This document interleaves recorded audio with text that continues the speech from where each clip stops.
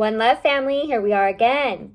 So I hope, we didn't dive into what causes stress or anxiety. I really just jumped into the tools, right? Because we all live with anxiety. We all live with stress. There's always going to be problems. There's always going to be fucking chaos.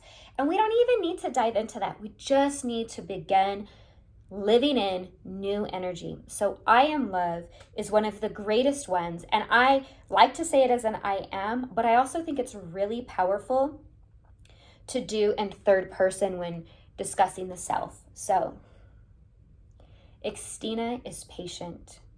Ixtina is kind. She does not envy. She does not boast. And she is not proud. Ixtina does not dishonor herself or others. She is not self-seeking.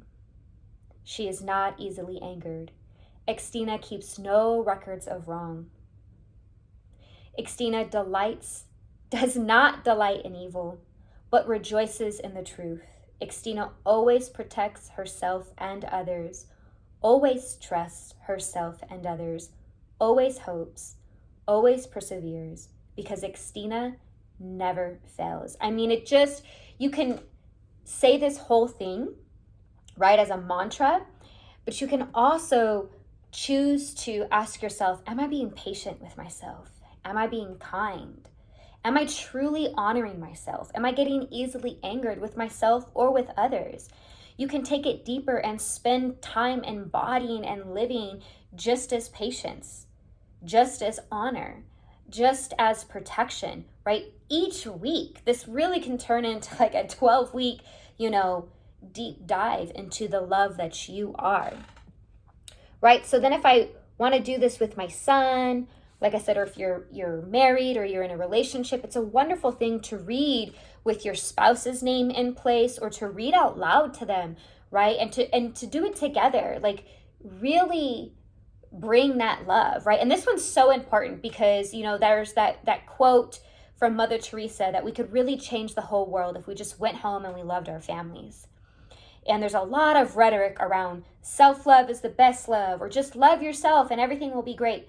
But what if you've never had a healthy example of what love was, right? So how do I really love myself? How do I really love my children? How do I really love my spouse or the people in my life if every form of love that I maybe participated in was codependent, was toxic, was abusive, was emotionally or mentally, physically neglectful, right? So this is why this one, to me, is one of the most important.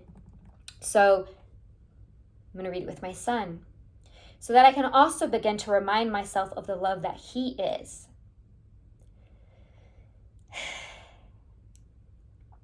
Malachi is patient. Malachi is kind. He does not envy and he does not boast. He is not proud in the wrong way. Malachi does not dishonor himself or others. He is not self-seeking and he is not easily angered. He keeps no records of wrong. Malachi does not delight in evil, but rejoices in the truth.